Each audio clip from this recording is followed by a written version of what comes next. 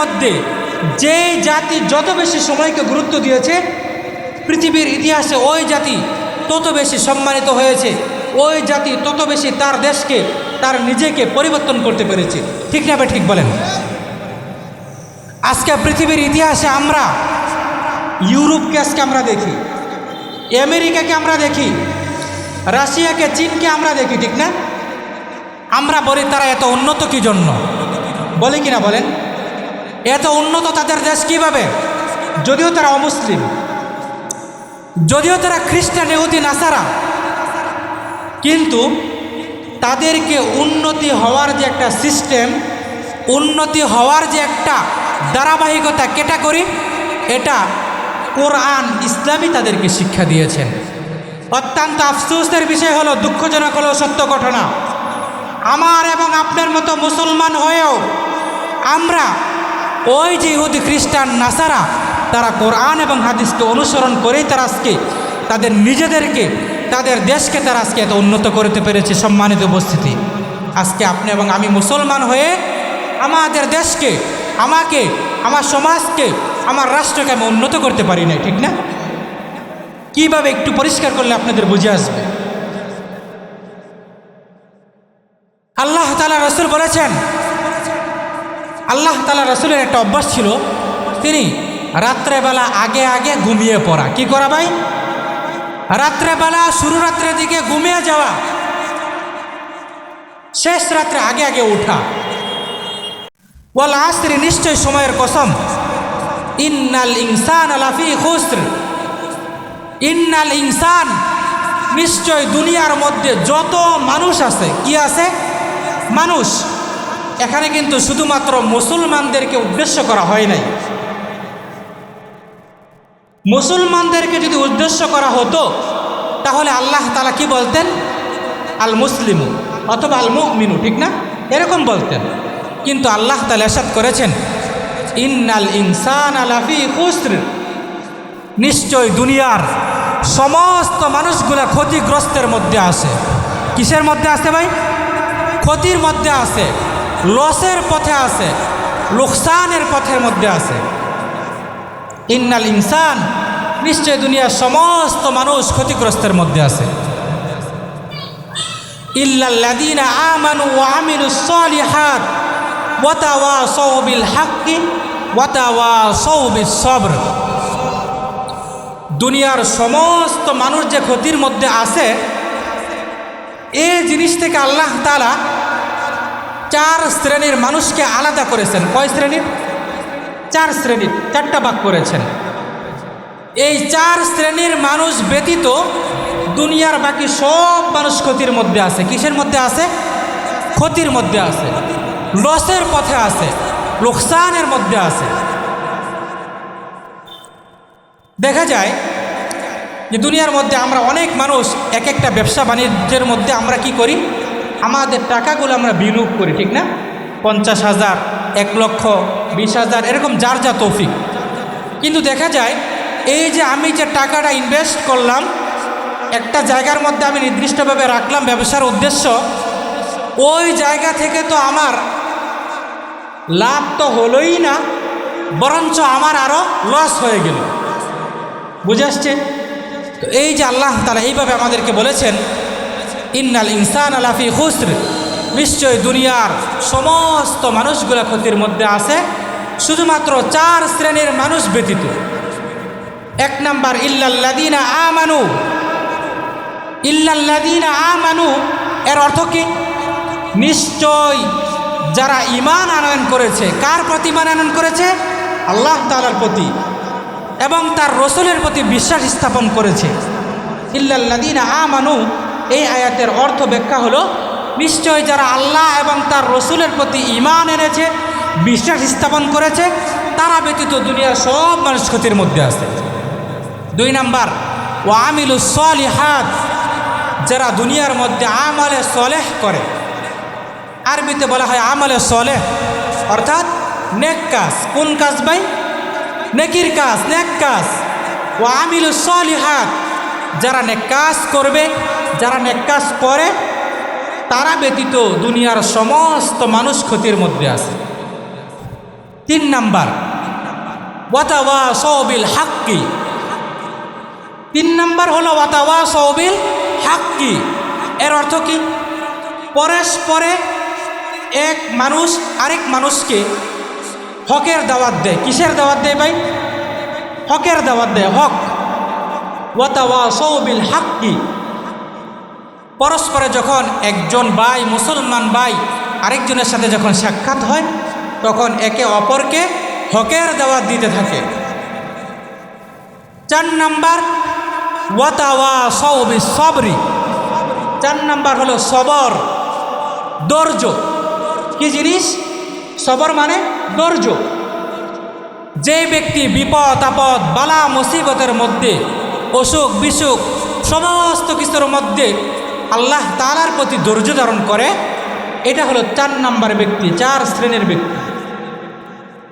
এক নাম্বার যারা ঈমান আনলো, দুই নাম্বার যারা আমলে সলেহ করলো, তিন নাম্বার যারা পরস্পর একে অপরকে হকের দাওয়াত দিচ্ছে বা দিল, চার নাম্বার দ্বারা বিপদ আপদ বালা মুসিবতের মধ্যে ধৈর্য ধারণ করলো। এই চার ধরনের ব্যক্তি ছাড়া দুনিয়াতে বাকি যত মানুষ আছে সব মানুষ ক্ষতির মধ্যে আছে। তাহলে এখন চিন্তা করেন, এই চারটা বিষয় বা চার শ্রেণীর মানুষের মধ্যে কারা আছে, কারা পড়ে? যদি আমরা সূক্ষ্মভাবে যদি আমরা চিন্তা করি, তাহলে এই জন্য ইমাম শাফি রহমাতুল্লাহি আলাইহি বলেছেন, এই সূরা আসরটা এটা যদিও একেবারে ছোট্ট একটা সূরা, কিন্তু এর ওজন, এই সূরার তাফসির, সূরার তরজমা, সূরার ব্যাখ্যা অনেক ব্যাপক, অনেক বড় পরিসরে। এই জন্য সম্মানিত উপস্থিতি, যদি সময় হয় ইনশাআল্লাহ আমি এক একটা বিষয়, বিতর্কিত বিষয় ধরে ধরে আলোচনা করার চেষ্টা করবো ইনশাআল্লাহ। তো এক নাম্বার হলো কি? ইল্লাল্লাযীনা আমানু। এক নাম্বার, যে সমস্ত মানুষেরা ঈমান আনয়ন করেছে, আল্লাহ তাআলার প্রতি যারা ঈমান আনলো, তারা ক্ষতি থেকে বাঁচতে পারবে। এখন আসুন, আমরা তো এমনিতেই আমরা ঈমানদার, ঠিক না? যেহেতু আমরা মুসলমানের সন্তান, অবশ্যই আমরা ঈমানদার।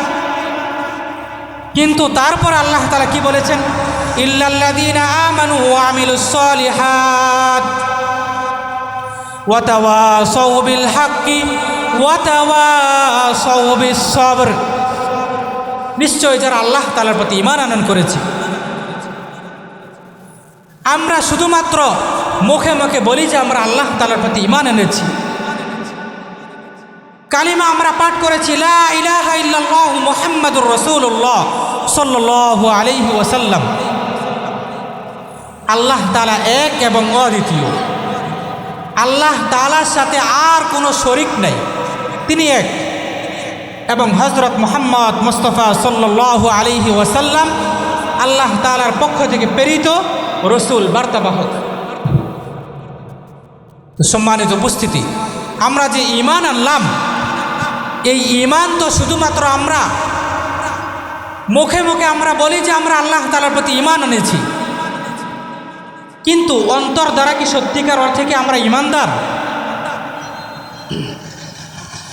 নিজে নিজেকে আমরা প্রশ্ন করি। প্রত্যেকটা মুসলমানের নিজে নিজের নফসকে প্রশ্ন করা উচিত যে হে আমার নফস, সত্যিকার অর্থে কি তুমি কি ঈমানদার? সত্যিকার অর্থে কি তুমি পরিপূর্ণ মুসলমান? সত্যিকার অর্থে কি তুমি পরিপূর্ণ মুমিন?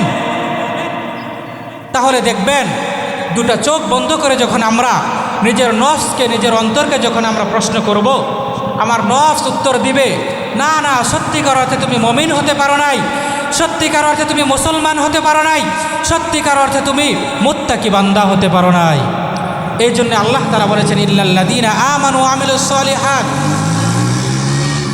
যদি আমরা সত্যিকার অর্থে মুমিন হতাম, মুসলমান হতাম, তাহলে কোনো মুসলমান আল্লাহ তাআলার ফরজ বিধান, ফজরের নামাজ বাদ দিয়ে কি করতে পারতো না?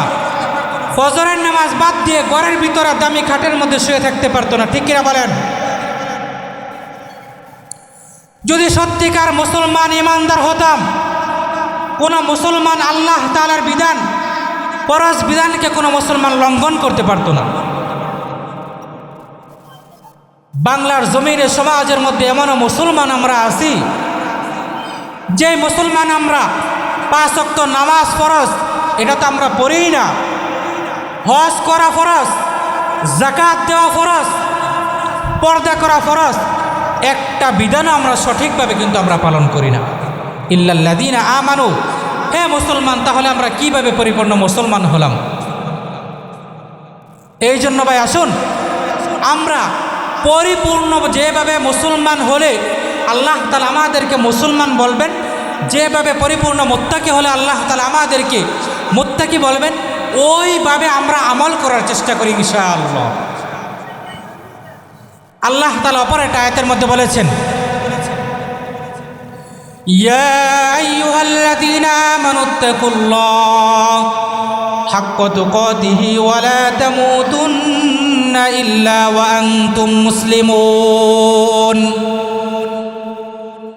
ইয়া আইয়ুহাল্লাযীনা আমানুত্তাকুল্লাহ, হে ঈমানদারগণ, তোমরা আল্লাহ তাআলাকে ভয় করো। কাকে ভয় করো? আল্লাহকে তোমরা ভয় করো।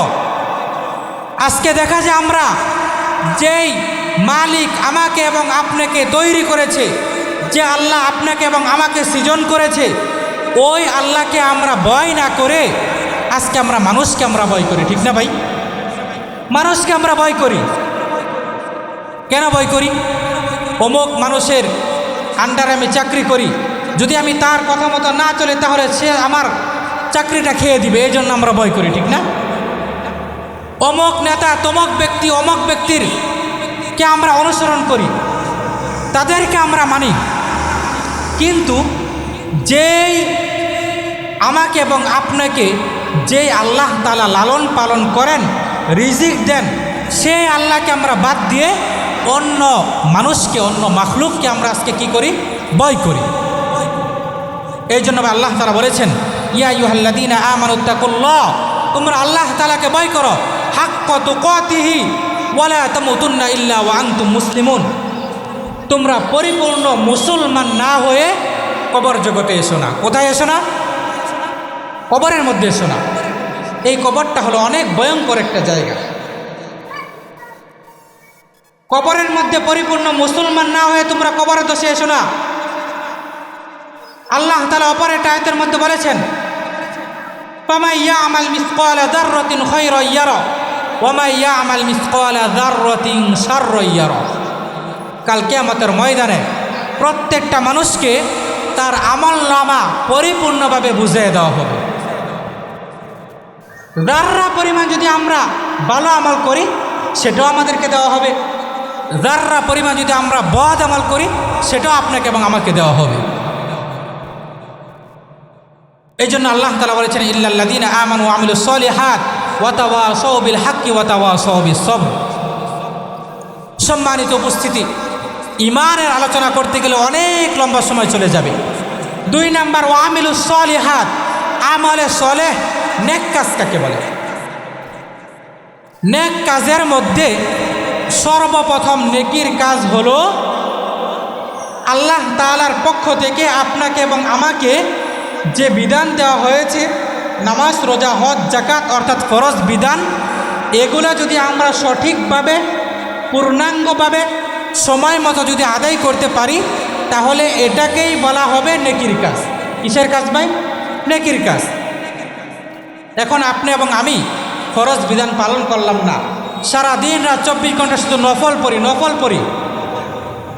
নফল ইবাদত করি, ফরজ বাদ দিয়ে যদি নফল নিয়ে যদি টানাটানি করি, মুস্তাহাব নিয়ে যদি টানাটানি করি, ওয়াজিব নিয়ে যদি টানাটানি করি, তাহলে কোনো কাজে আসবে ভাই?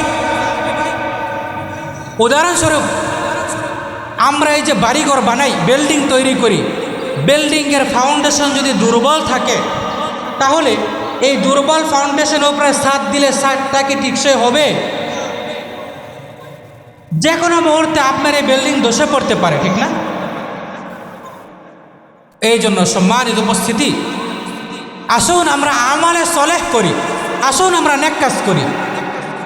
ফজর, জোহর, আসর, মাগরিব, এশা 5 ওয়াক্ত নামাজ পড়তে কতটুকু বা সময় লাগে বলেন? 5 ওয়াক্ত নামাজ পর্যন্ত আমরা সঠিকভাবে আদায় করি না। এই জন্য সম্মানিত উপস্থিতি, আল্লাহ তাআলা বলেছেন, ইয়া আইয়ুহাল্লাযীনা আমানুত্তাকুল্লাহ হাক্কা তুকাতিহি ওয়া লা তামুতুন্না ইল্লা ওয়া আনতুম মুসলিমুন। তোমরা পরিপূর্ণ মুসলমান না হয়ে এই কবর জগতের মধ্যে তোমরা এসো না। যখন তোমরা পরিপূর্ণ মুসলমান হবে তখনই তোমরা কবরের মধ্যে এসো। তার মানে কি আমরা মুসলমান না? হ্যাঁ, আমরা মুসলমান, কিন্তু আমরা হলাম বংশসূত্রে মুসলমান। যে কথাটা আমি প্রায় সময় আপনাদেরকে আমি বলি, আমার দাদা মুসলমান ছিল, বাবা মুসলমান ছিল, আমিও মুসলমান, আমার সন্তান মুসলমান হবে, নাতি নাতকর মুসলমান হবে, বংশসূত্রে আস্তে আস্তে আস্তে আস্তে আমরা মুসলমান হতেই থাকব। কিন্তু সত্যিকার অর্থে আমরা কয়জন মুসলমান বলেন? এই জন্য আল্লাহ তাআলা আয়াতটা নাযিল করেছেন, হাক্কা তুকাতিহি ওয়া লা তামুতুন্না ইল্লা ওয়া আনতুম মুসলিমুন, যে তোমরা পরিপূর্ণ মুমিন এবং মুসলমান হয়েই তোমরা কবরের মধ্যে এসো। এই আয়াত থেকে আমাদের শিক্ষা হলো, আমরা মুসলমান বটে, কিন্তু আমরা সত্যিকার অর্থে মুসলমান না। বোঝা গেল আমাদের ঈমান, আমল, আখলাক, স্বভাব, চরিত্র আরও ভালো করতে হবে, এগুলার আরও উন্নতি করতে হবে। বুঝে আসছে ভাই? 3 নাম্বার, ওয়াতাওয়াসাউ বিল হাক্কি, সদা সর্বদাই হকের উপরে অটল অবিচল থাকতে হবে। কিসের উপরে? হকের উপরে সদা সর্বদাই। ওয়াতাওয়াসাউ বিল হাক্কি, সদা সর্বদাই আমাদের হক কথা বলতে হবে। কোরআন এবং হাদিস, আল্লাহ এবং আল্লাহ তাআলা রসুল আমাদেরকে যেইভাবে পূর্ণাঙ্গ ইসলাম দিয়েছেন, যেভাবে আমাদেরকে কোরআন এবং হাদিস মোতাবেক জীবন গড়ার জন্য, পরিচালনা করার জন্য আদেশ করেছেন, ওইভাবেই যদি আমি এবং আপনি যদি আমাদের জীবনকে যদি পরিচালনা করতে পারি, তাহলেই বোঝা গেল আমরা কি করতে পারবো? হকের উপর আমরা থাকতে পারবো। তাহলেই বোঝা গেল আমরা হকের উপরে আমরা অটল এবং অবিচল আছি। আর যদি আমার এবং আপনার সামনে সমাজের মধ্যে একটা খারাপ কাজ হচ্ছে, অথচ আমরা মসজিদের দায়িত্বশীল, অথচ আমরা সমাজের দায়িত্বশীল, অথচ আমরা দেশের দায়িত্বশীল, কাল কিয়ামতের ময়দানে আল্লাহ তাআলা প্রত্যেকটা দায়িত্বশীলকে আল্লাহ তাআলা তার দায়িত্বের ব্যাপারে জিজ্ঞাসাবাদ করবেন। কি করবেন ভাই? দায়িত্বের ব্যাপারে জিজ্ঞাসাবাদ করবেন। দুনিয়াতে যারা এই যে আমার পাশে বসে আছেন আজকের মাহফিলের সম্মানিত সভাপতি সাহেব জনাব মোহাম্মদ আমজাদ হোসেন শেখ সাহেব, তিনি একজন সরকারি কর্মকর্তা। উদাহরণস্বরূপ আমি বলছি, তিনি যদি তিনার কাজ যদি সঠিকভাবে যদি না করেন, অবশ্যই তিনার উপরে যিনারা আছেন তিনাদের কাছে কিন্তু তিনাকে জবাব দিতে হয়, ঠিক না? জবাব দিতে হয়। আমি মসজিদের খেদমতে আছি, আমি যদি সঠিক মতো আমার দায়িত্ব যদি আমি পালন না করি, অবহেলা করি, অবশ্যই মসজিদের কমিটির কাছে আমাকেও জবাব দিতে হয়, হয় না ভাই? প্রত্যেকটা ক্ষেত্রে, প্রত্যেকটা সেক্টরের মধ্যে প্রত্যেকটা ব্যক্তিকে কি করতে হয়? জবাব দিতে হয়। কাল কিয়ামতের ময়দানে আল্লাহ তাআলার কাছেও আমাকে এবং আপনাকে জবাব দিতে হবে। হে মুসলমান, হে মানুষ, তোমাকে দুনিয়াতে একটা সময় দিয়েছিলাম, 50, 60, 70, 80 বছরের একটা সীমানা তোমাকে নির্ধারণ করে দেওয়া হয়েছিল, কিন্তু তুমি তো ওই যে তোমাকে সময় দেওয়া হয়েছে ওই সময় অনুযায়ী তো তুমি তোমার কাজ তো তুমি করো নাই। তোমার সামনে সমাজের মধ্যে জিনা হতো, জিনার কাজ হতো, তুমি ছিলে মসজিদের কমিটি, সমাজের ইমাম, নেতা, তুমি তো ওই জিনা থেকে মানুষকে ফেরাও নাই। তোমার সামনে সমাজের মধ্যে সুদ ঘুষের কাজ চলমান ছিল, ব্যাপক ছিল, অথচ তোমার সামনে স্পষ্ট ছিল সমাজের মধ্যে হারাম চলে, ওই একটা স্থানের মধ্যে হারাম চলে, হারাম কাজ চলে, হারাম কারবার চলে, সমাজের মধ্যে নেশা দ্রব্যের কাজ চলে, তারপরে তো তুমি কি করো না? মানুষকে এই খারাপ কাজ থেকে তুমি বাধা দাও নাই, এই খারাপ কাজ থেকে তুমি মানুষকে ফিরাও নাই। এটাকেই বলা হয় ওয়াতাওয়াসাউ বিল হাক্কি। পরস্পরে যখন একটা মানুষ আর একটা মানুষের সাথে সাক্ষাৎ করবে, একটা মানুষ যেন আরেকটা মানুষকে কি করে ভাই? হকের দাওয়াত দেয়। কিসের দাওয়াত দেয়? হকের দাওয়াত দেয়। আজকে আমরা কয়জন মানুষ এসে আমরা হকের দাওয়াত দিই বলেন? হকের দাওয়াত আজকে আমরা মানুষকে দিতে চাই না। অনেক হুমকি দমকির ভয়ে আমরা হকের দাওয়াত দেই না। দুনিয়ার হুমকি দমকি হয়তো পারে যে আপনার জীবনের জন্য কিছু জেল জুলুম হতে পারে, কিন্তু কাল কিয়ামতের ময়দানে অনন্তকাল যেখানে আমাদেরকে খালিদিনা ফি নারি জাহান্নাম, যেখানে আল্লাহ তাআলা আমাদেরকে ফি নারি জাহান্নাম, যেখানে অনন্তকাল আমাদেরকে জাহান্নামের মধ্যে রাখা হবে, ওই সময় আমাদেরকে কোনো নেতা নেত্রী কি বাঁচাইবে বলেন? জাহান্নামের আগুন থেকে কেউ আমাদেরকে বাঁচাবে ভাই? কেউ বাঁচাইবে না। কিন্তু আজকে দেখেন আপনার এবং আমার জবান থেকে হকের আওয়াজ বের হয় না, সত্য কথাগুলো বের হয় না। কাল কিয়ামতের ময়দানে ঠিকই কিন্তু আল্লাহ তাআলার কাঠ করে আমাকে আপনাকে দাঁড়াইতে হবে। আজকে আমার আলোচ্য বিষয় হচ্ছে ইন্নাল ইনসানা লাফি খুসর ইল্লাল্লাযীনা আমানু ওয়া আমিলুস সালিহাত ওয়া তাওয়াসাউ বিল হাক্কি। 4 নাম্বার ওয়া তাওয়াসাউ বিস সবর। 4 নাম্বার হলো ওয়া তাওয়াসাউ বিস সবরি। 4 নাম্বার কি সম্মানিত উপস্থিতি? ওয়া তাওয়াসাউ বিস সবরি, ধৈর্য। এই যে ধৈর্য নামক একটা জিনিস, এই ধৈর্যটা কিন্তু আজকে অধিকাংশ আমাদের মুসলমানদের ভিতরে কিন্তু নাই, ঠিক না ভাই? আল্লাহ তাআলা আমাকে আপনাকে মুসিবত দিয়েছেন, বিপদের মধ্যে পতিত করেছেন, হায় হুতাশ, হায় আফসুস, হায় আফসুস। আল্লাহ তাআলা শুধুমাত্র আমাকেই দেখেন, নাউজুবিল্লাহ। এরকম আমরা অনেকে বলি কিনা বলেন তো? বলি আমরা যে আল্লাহ তাআলা আমাকেই বিপদ দিলেন, বারবার আমাকেই দেখেন। ওয়া তাওয়াসাউ বিস সবরি, এটা হলো ধৈর্য।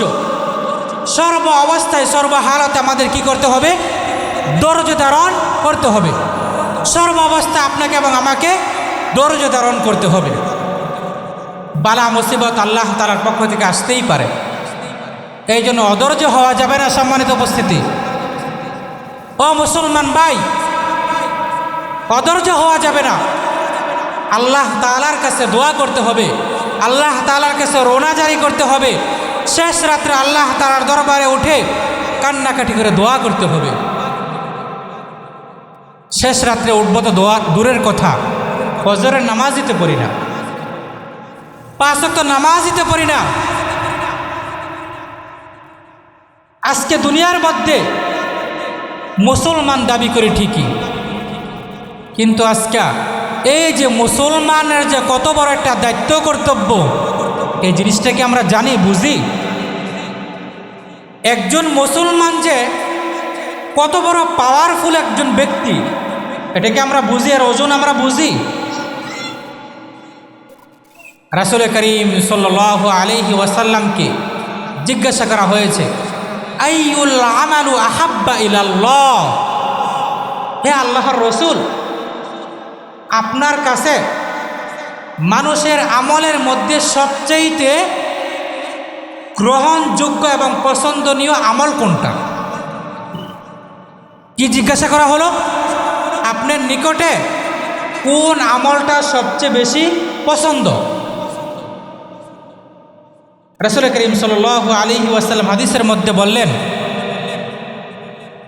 আস-সালাতু আলা ওয়াক্তিহা, আস-সালাতু আলা ওয়াক্তিহা, সময় মতো নামাজ আদায় করা। কি করা ভাই? জোরা বলি, সময় মতো কি করা? নামাজ আদায় করা। তাহলে বোঝা গেল আল্লাহ তাআলার কাছে সবচেয়ে বেশি পছন্দের আমল কোনটা? সময় মতো নামাজটা আদায় করা।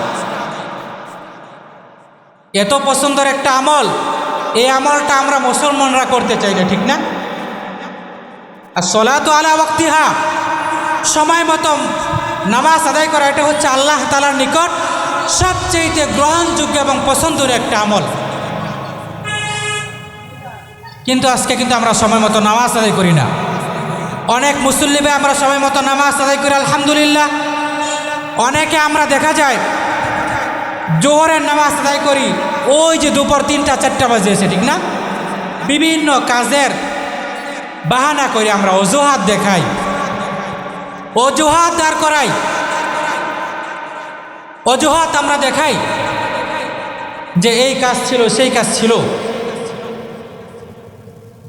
আরে ভাই, দুনিয়াতে তো আমার এবং আপনার তো কাজ থাকবেই, ঠিক না ভাই? দুনিয়াতে তো কাজ থাকবেই, কিন্তু আল্লাহ তাআলা আমাকে এবং আপনাকে যে উদ্দেশ্যে আল্লাহ তাআলা আমাকে এবং আপনাকে তৈরি করেছেন, দুনিয়াতে পাঠিয়েছেন, ওই উদ্দেশ্য তো আপনাকে এবং আমাকে হাসিল করতে হবে নাকি? এই জন্য সম্মানিত উপস্থিতি, এই সূরা আসরের অনেক ব্যাখ্যা রয়েছে, অনেক গুরুত্ব রয়েছে, অনেক ফজিলত রয়েছে। সময়ের সাথে প্রত্যেকটা মানুষের সম্পর্ক রয়েছে। আজকে যদি আমি এবং আপনি যদি সময়কে যদি গুরুত্ব না দিতে পারি, আমি এবং আপনাকে যদি সময়কে যদি মূল্যায়ন করতে না পারি, আস্তে আস্তে দেখতে দেখতে দেখবেন এই সময় এই কাল আপনার এবং আমার কাছ থেকে বিদায় নিয়ে চলে যাবে, ঠিক না?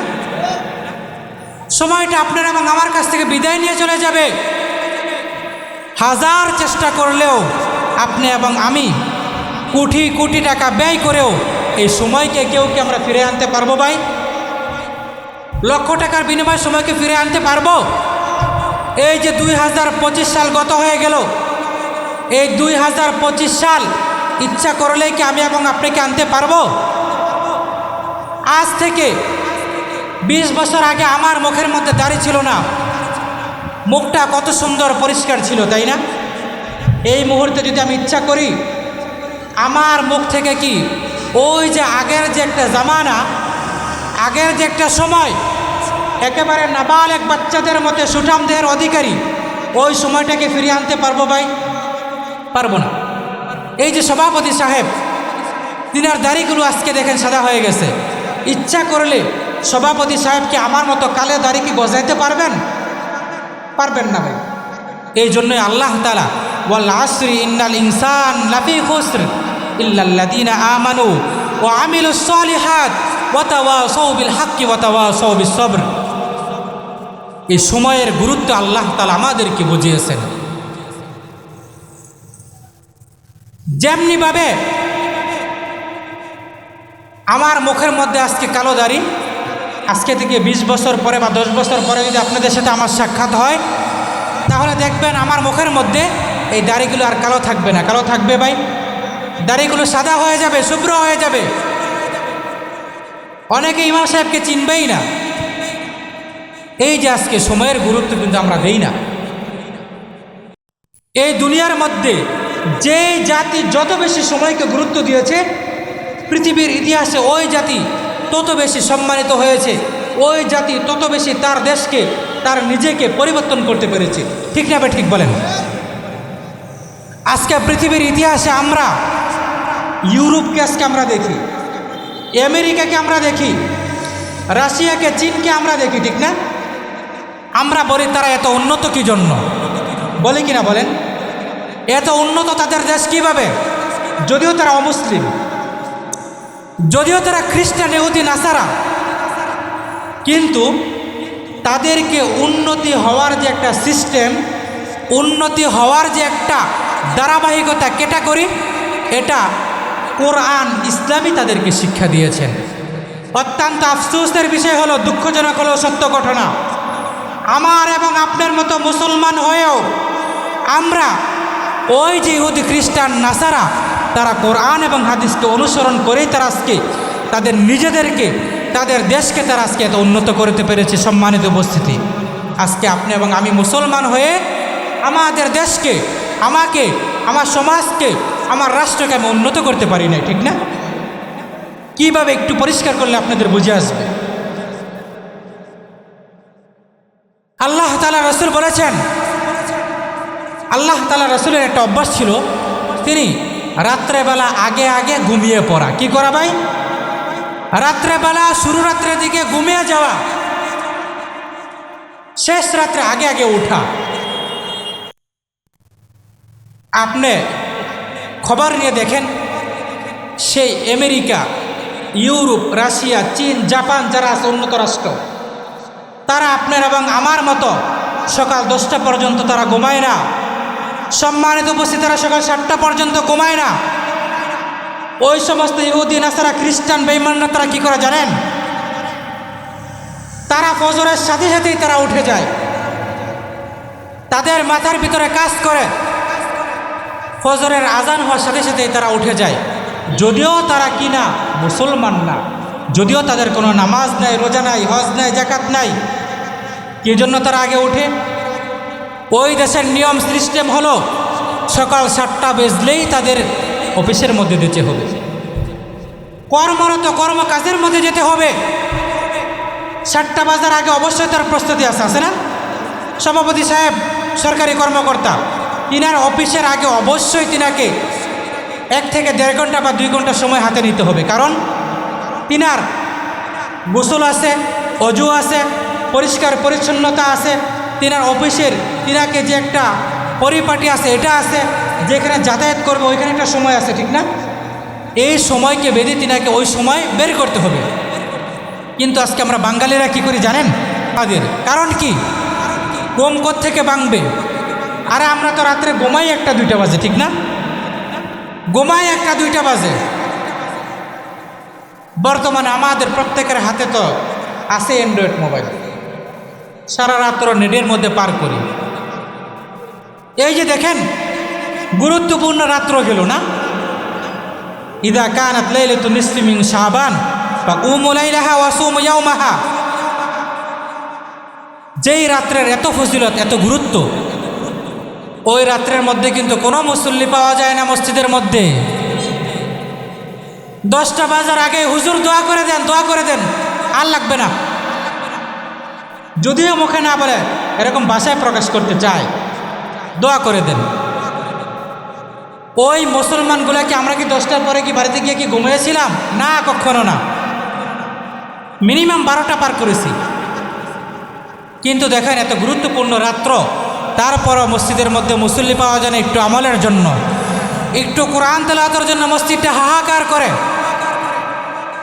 ফজরের মধ্যে কোনো মুসল্লি পাওয়া যায় না। জোহর, আসর, মাগরিব, এসে তো কোনো কথাই নাই। প্রত্যেকটা সমাজের আজকে হালত, প্রত্যেকটা সমাজের আজকে অবস্থা। এর কারণ কি? আপনি এবং আমি মুসলমান দাবি করে ঠিক, আপনার এবং আমার ভিতরে পরিষ্কার নাই। আপনার এবং আমার ভিতরে অন্তরটা কি নাই ভাই? পরিষ্কার নাই, ময়লা হয়ে আছে। আপনার এবং আমার অন্তর পরিষ্কার করতে হবে। আপনার এবং আমার যদি অন্তর যদি পরিষ্কার করতে চাই, ইয়া আইয়ুহাল্লাযীনা আমানুত্তাকুল্লাহ, কি করতে হবে ভাই? আল্লাহ তাআলাকে ভয় করতে হবে। কাকে ভয় করতে হবে? আল্লাহকে ভয় করতে হবে। আমানুত্তাকুল্লাহ, আল্লাহ তাআলাকেই ভয় করতে হবে, ভয় করার মতো ভয় করতে হবে। যে কিভাবে আমরা আল্লাহ তাআলাকে ভয় করব?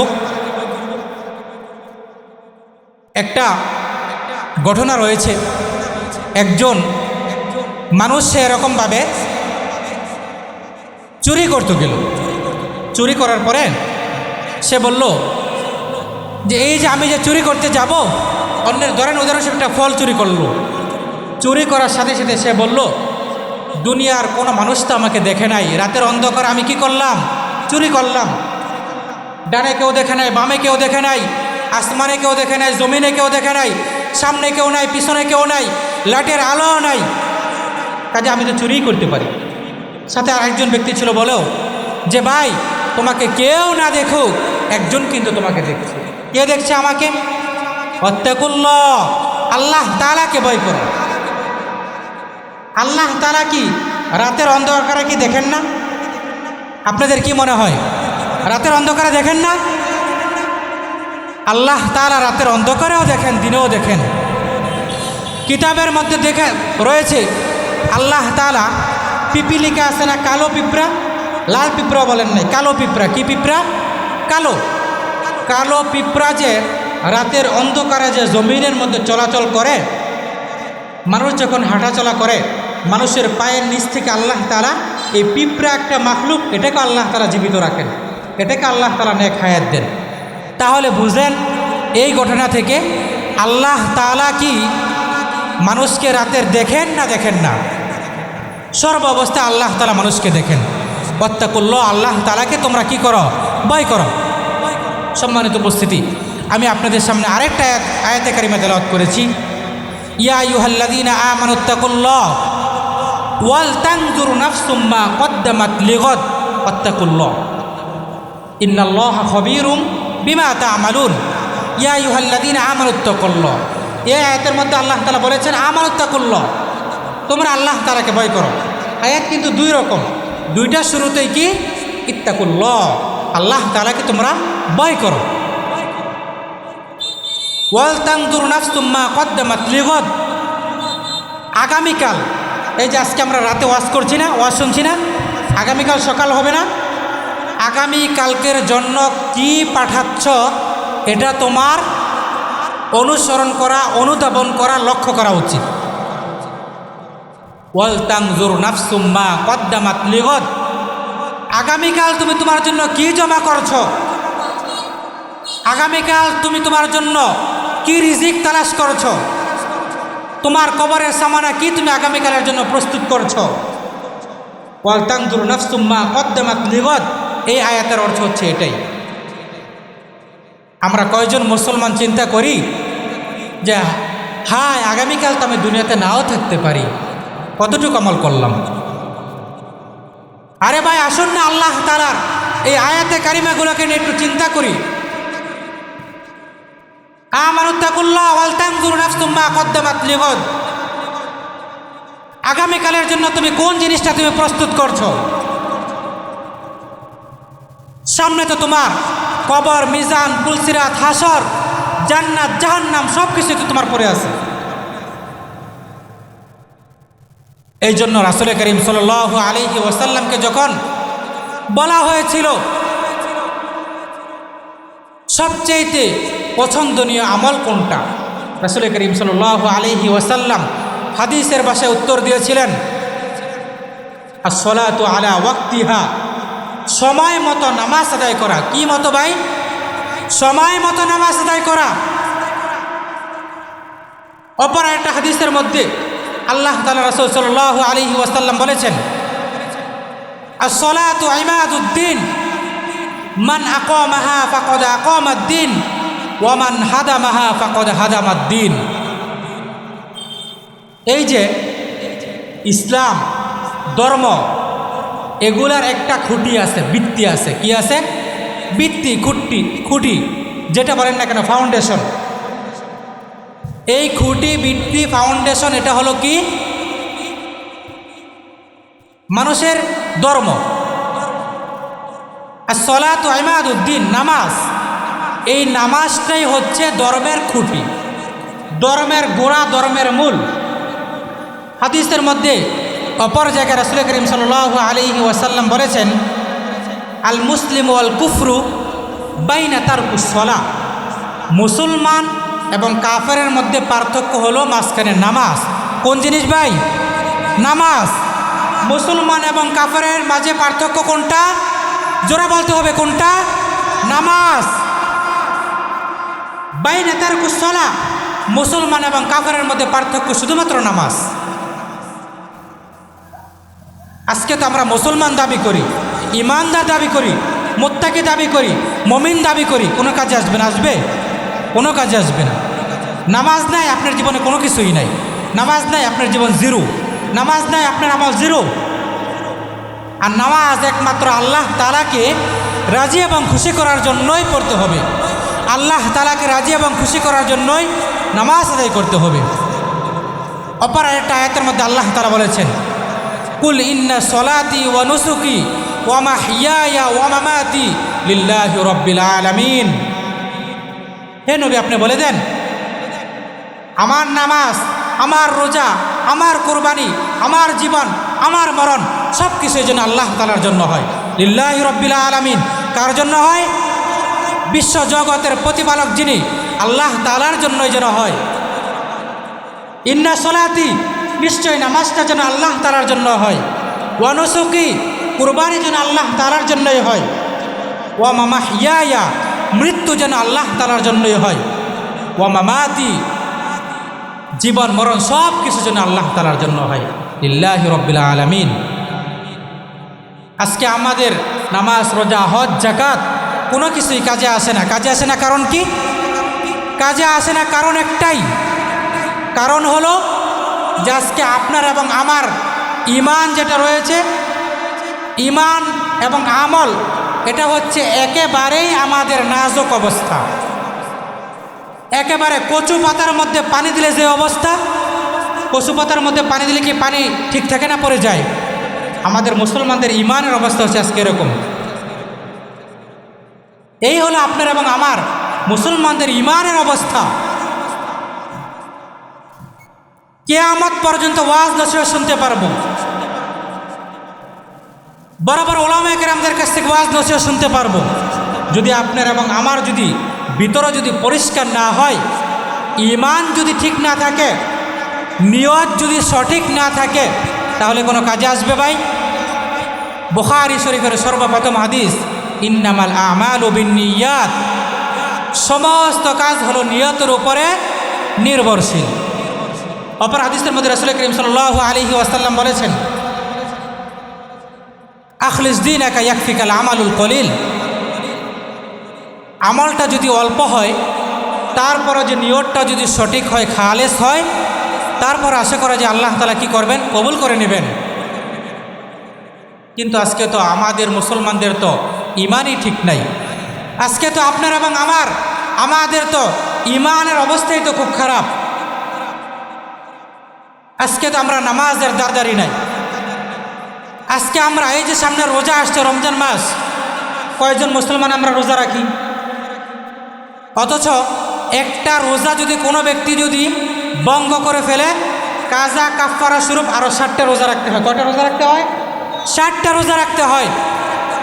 একটার বিনিময় 60টা রাখলেও ওই 60টার যতটুকু সমপরিমাণ সওয়াব, তারপরের ঘাটতি পূরণ হবে না।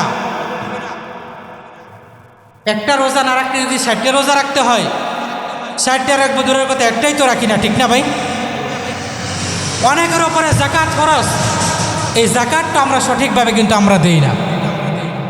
সমাজের মধ্যে, দেশের মধ্যে এরকম হাজার হাজার লক্ষ লক্ষ এরকম অনেক ধনী ব্যক্তি আছে যারা আমরা যাকাত দিই না।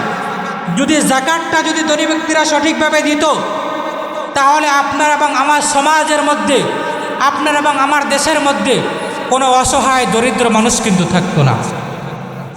মনে রাখতে হবে, ধনী ব্যক্তি যারা আছেন, আপনার এবং আমার যে যাকাতের টাকাটা, এটা হলো একজন অসহায় গরিবের, তার একটা হক আপনার পকেটের মধ্যে আছে। বুঝে আছে ভাই? আপনার এবং আমার যারা ধনী ব্যক্তি আছে সমাজের মধ্যে, তাদের কাছ থেকে দরিদ্র ব্যক্তিদের একটা হক আছে। এই হক যদি আমরা সঠিকভাবে আদায় না করি, তাহলে কিন্তু আমাদের সমাজের মধ্যে এরকমভাবে দরিদ্রতা দূর হবে না। আকিমুস সালাহ ওয়া আতুজ যাকাত ওয়ারকাউ মা'র রাকিঈন, তোমরা সালাত আদায় করো, যাকাত প্রতিষ্ঠা করো। ওয়ারকাউ মা'র রাকিঈন, যারা রুকু করে তোমরা তাদের সাথে মসজিদে গিয়ে রুকু আদায় করো। আজকে তো আমরা রাসূল করিম সাল্লাল্লাহু আলাইহি ওয়াসাল্লামকে তো আমরা কি করি? মোহাব্বত করি, ভালোবাসি, আমরা এই স্লোগান দিই, বলি না আমরা বিশ্ব আশিকে রাসূল হিসেবে আজকে আমরা দাবি করি। দেখেন রাসূল সাল্লাল্লাহু আলাইহি ওয়াসাল্লাম কি বলেছেন? মান আহাব্বা সুন্নতি ফাকাদ আহাব্বানি ওয়া মান আহাব্বানি কানা মাই ফিল জান্নাহ। তোমাদের মধ্য থেকে যারা আমি রাসূলকে ভালোবাসো, মোহাব্বত করো, তারা যদি আমি রাসূলের সাথে যদি জান্নাতে থাকতে চাও, তাহলে তোমাদের কি করে নিও? আগে মান আহাব্বা সুন্নতি ফাকাদ আহাব্বানি, তোমরা আগে আমি রাসূলকে অনুকরণ করো, আমি রাসূলের সুন্নতকে তোমরা আঁকড়ে ধরো। ওমান আহাব্বানি কানা মাই ফিল জান্নাহ, তাহলে তোমরা রাসূলের সাথে কোথায় থাকতে পারবে? জান্নাতের মধ্যে তোমরা রাসূলের সাথে থাকতে পারবে, জান্নাতের মধ্যে তোমরা বসবাস করতে পারবে। আজকে তো আমরা দেখা যায় রাসূল করিম সাল্লাল্লাহু আলাইহি ওয়াসাল্লামকে আজকে আমরা অনুকরণ কিন্তু আমরা করি না। সম্মানিত উপস্থিতি, আরেকটা আয়াত তেলাওয়াত করেছি, আয়াতটা বলে ইনশাআল্লাহ আমি শেষ করে দিচ্ছি। এবং একটা হাদিস বলেছিলাম, রাসূল করিম সাল্লাল্লাহু আলাইহি ওয়াসাল্লাম হাদিসের মধ্যে বলেছেন, তারাকতু ফীকুম আমরাইন লান তাদিল্লু মা তামাকসাকতুম বিহিমা কিতাবাল্লাহি ওয়া সুন্নাত রাসূলি তারাকতু ফীকুম আমরাইন। যতদিন পর্যন্ত তোমরা রাসূল করিম সাল্লাল্লাহু আলাইহি ওয়াসাল্লামের সুন্নত আঁকড়িয়ে না ধরবা, অনুকরণ না করবা, ততদিন পর্যন্ত তোমরা কি হতে পারবে না, এরকমভাবে পরিপূর্ণ তোমরা মুমিন মুত্তাকি হতে পারবে না এবং রাসূলকে তোমরা ভালোবাসতে পারবে না। তাহলে আজকে আমাদের মূল আলোচনা ছিল কি সূরা আসর। এই সূরা আসরের মধ্যে সময়ের গুরুত্ব বোঝানো হয়েছে, মানুষের এবং সময়ের একটা গুরুত্বপূর্ণ বিষয় বোঝানো হয়েছে। কাজে আমরা কি করব, প্রত্যেকটা মানুষের উচিত হলো আমরা সময়কে আমরা গুরুত্ব দেওয়া, আর ইত্তাকুল্লাহ, আল্লাহ তাআলাকে ভয় করা। যে এতক্ষণ পর্যন্ত যে সমস্ত আলোচনা হয়েছে, আল্লাহ তাআলা আমাদের সকলকে কোরআন এবং হাদিস মোতাবেক আল্লাহ তাআলার এই বিধানগুলো মানা এবং আমল করা তৌফিক দান করুক, সকলে বলে আমিন। এবং আল্লাহ তাআলা আমাদের সকলকে কবুল করুক, সকলে বলে আমিন। ওয়া আখিরু আলহামদুলিল্লাহি রাব্বিল আলামিন। আল্লাহ তাআলা আমাদের সকলকে কবুল করুক।